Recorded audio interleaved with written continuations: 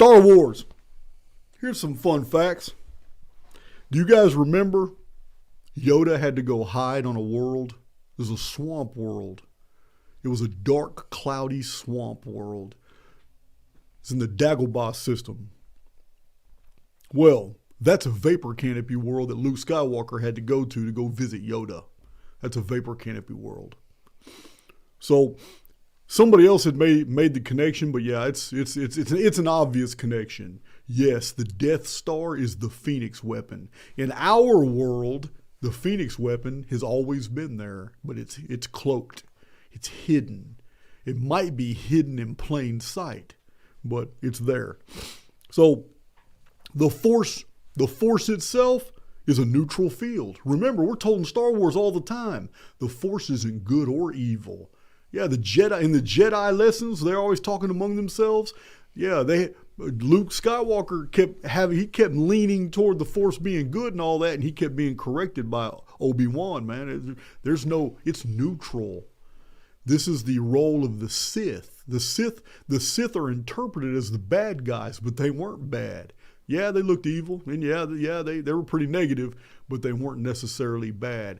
All the Sith wanted to do was maintain balance in the Force. When there's only 2 or 3 Sith, 1 Sith Lord, and 1,000 Jedi, that's not a lot of balance. So the Force is the simulacrum. The Jedi and the Sith were those who could take their personal informed fields and sink it to the neutral field of the simulacrum. This allowed them to do all kinds of things other people couldn't do. So the Sith just weren't really the bad guys. They were portrayed that way, but they really weren't, because the real bad guys were called the First Order. But that's the subject for another video. Lord of the Rings. You like that cliffhanger there? Lord of the Rings. Somebody sent me a message. 1380, look at that. Somebody sent me a message or made a comment that floored me, because I have read The Hobbit, I have read The Fellowship of the Ring, the Two Towers, The Lord of the Ring, Return of the King. I read those 4 books. I read those 4 books at least 3 times. And I don't think that information is in these books. I think they're getting their information from like the Book of Lost Tales 1, Book of Lost Tales 2, the Silmarillion, something like that. But they said that in the Lord of the Rings story, the elves and maybe dwarves or elves and other creatures had come from the old world. And the old world was during the Twilight time. So I've heard some references about Lord of the Rings having some truth in it. Well, that would be the Vapor Canopy period. This ties in with my recent FUBAR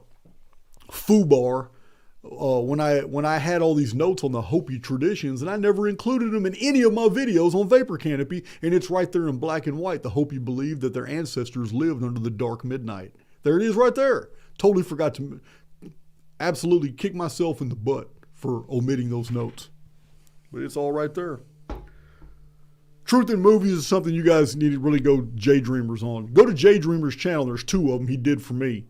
A Boy and His Dog. I had mentioned to Jay several times. He did a really good one on that. But this answers your question on Truth in Movies. A Boy and His Dog was Don Johnson's maybe first movie or one of his first. He's very young. This is Miami Vice Don Johnson. In A Boy and His Dog is after a nuclear war, what the world's going to be like. It's very interesting. But when he gets to the end of the movie, he finds out the elite are hanging out, partying, having a blast. They got all the amenities. They're in an underground facility. So not only did they prepare for it, they knew it was coming.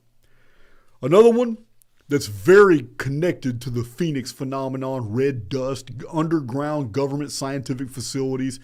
Yeah, another one Jay Dreamers did was Night of the Comet. I had told him about that movie. He watched it and he did a fantastic breakdown in his Truth in Movies series on Night of the Comet. You guys need to check that out. It's very entertaining.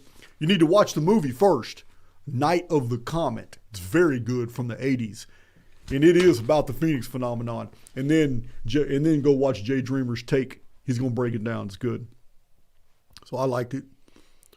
especially about that red dust.